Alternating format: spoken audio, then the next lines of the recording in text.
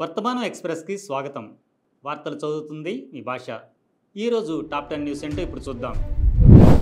ఐక్యరాజ్య సమితి భద్రతా మండలిలో పాక్కు చేదు అనుభవం ఎదురైంది. భారత్ తమపై తప్పుడు ఆరోపణలు చేస్తుందని ఐక్యరాజ్య సమితి భద్రతా మండలిని పాక్ ఆశ్రయించిన విషయం తెలిసిందే.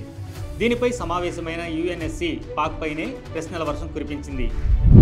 బీజేపీ నాయకుడైన విఘ్నేష్ సిస్గర్ దాఖలు చేసిన పిటిషన్లో రాహుల్ గాంధీకి యునైటెడ్ కింగ్డమ్, ఇండియా రెండు దేశాల్లోనూ పౌరసత్వం ఉందని ఆరోపించారు. అలహాబాద్ హైకోర్టు లక్నో బెంచ్ ఈ పిటిషన్ను కొట్టివేసింది. కాగా గత ఏడాది మే 13వ తేదీన బోర్డు ఫలితాలను వెల్లడించింది. దీంతో మరో 10 రోజుల్లో ఫలితాలు వెల్లడించే అవకాశం ఉన్నట్లు తెలుస్తోంది. కాంగ్రెస్ ఎంపీ లోక్సభలో ప్రతిపక్ష నాయకుడు రాహుల్ గాంధీ ప్రధానమంత్రి కార్యాలయంలో ప్రధాని నరేంద్ర మోదీని కలిశారు. సిబిఐ డైరెక్టర్ నియామకానికి సంబంధించి పీఎంఓలో నిర్వహించిన కేబినెట్ నియామకాల కమిటీ సమావేశంలో ఆయన పాల్గొన్నారు. తెలంగాణలోని పలు జిల్లాల్లో స్వల్ప భూప్రకంపనలు చోటు చేసుకున్నాయి. ప్రధానంగా ఉమ్మడి కరీంనగర్, మెదక్, నిజామాబాద్, ఆదిలాబాద్ జిల్లాల్లో భూమి కంపించింది. ఉన్నట్టుండి భూమి కంపించడంతో భయపడి పారిపోయారు. ఇళ్లలో నుంచి పరుగులు తీశారు.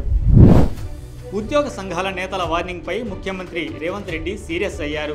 ఏ సంక్షేమ పథకాలు ఆపి ఉద్యోగుల డిమాండ్లు నెరవేర్చాలో సంఘాల నేతలు చెప్పాలని రేవంత్ ఆగ్రహం వ్యక్తం చేశారు.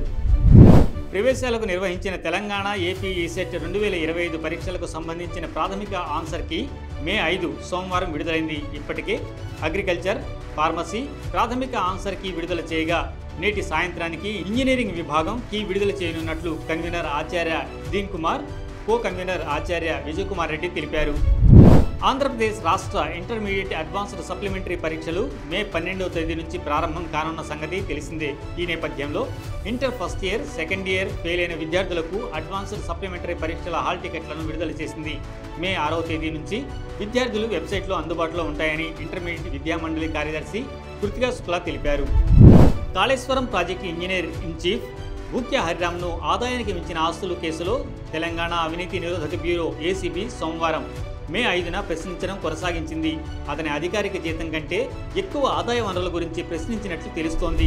పహల్గామ్ ఉగ్రదాడి తర్వాత పాకిస్తాన్తో పెరుగుతున్న ఉద్రిక్తతల మధ్య వివిధ అత్యవసర పరిస్థితులకు సంసిద్ధతపై దృష్టి సారించి బుధవారం మాక్ సెక్యూరిటీ డ్రిల్స్ నిర్వహించాలని హోం మంత్రిత్వ శాఖ అన్ని రాష్ట్రాలను ఆదేశించింది. ఈ వార్తలు ఇంతటితో సమాప్తం. మరిన్ని విశేషాలతో మీ ముందుంటాం. సమగ్ర వార్తల సమాహారం వర్తమానం వేదిక.